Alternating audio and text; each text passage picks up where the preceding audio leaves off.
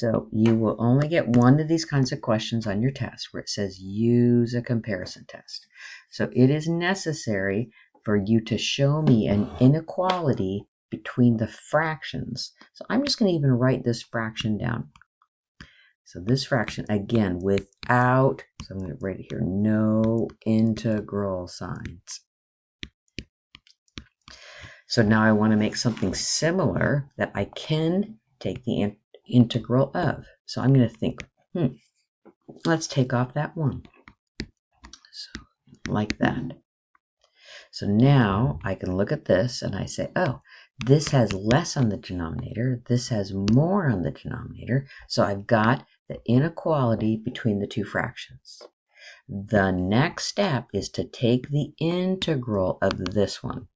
So from 2 to infinity, and I'm just going to rewrite it as the exponent that it is, negative 2 over 3.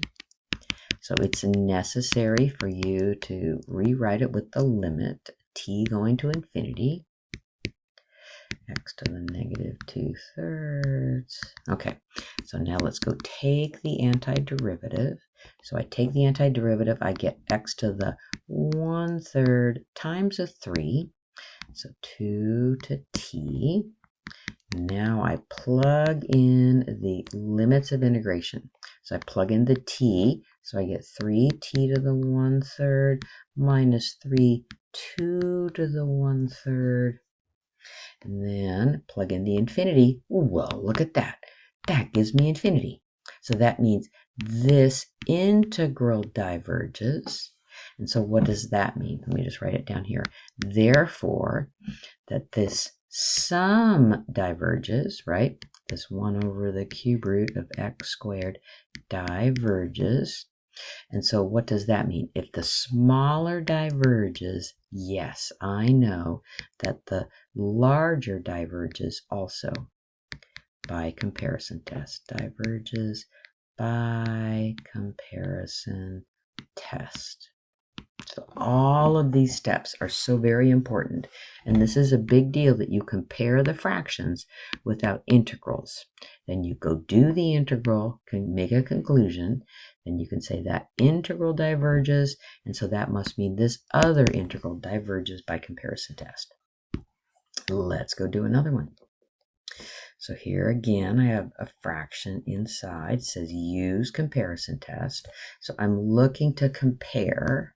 So I'm thinking I just want to rewrite this fraction down. And I want to say, I can easily pull off that 1. And if I do, this would have more in the denominator. So it's going to be smaller. And so I can say I'm going to be taking the integral from 2 to infinity of 1 over the square root of x cubed. So then I do lots of things. T is going to infinity, 2 to t. Rewrite this as x to the negative 3 over 2 dx. Then let's go take the integral. So I get x to the negative 1/2 times a negative 2. And then anytime I see negative exponents, I'm going to encourage you to rewrite them in the denominator. So this is like saying 1 over the square root of x. All right, let's do it. Limit as t goes to infinity. Now I'm going to plug in the t. So I get root t. Subtract negative root 2. Plug in the infinity. Oh my goodness, that goes to 0. So I get 2 over root 2. So that means that this integral converges, right?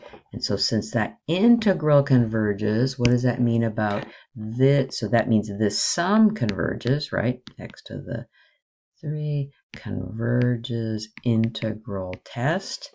Therefore, the smaller one by comparison test, the larger one converges. This one converges also. Comparison test.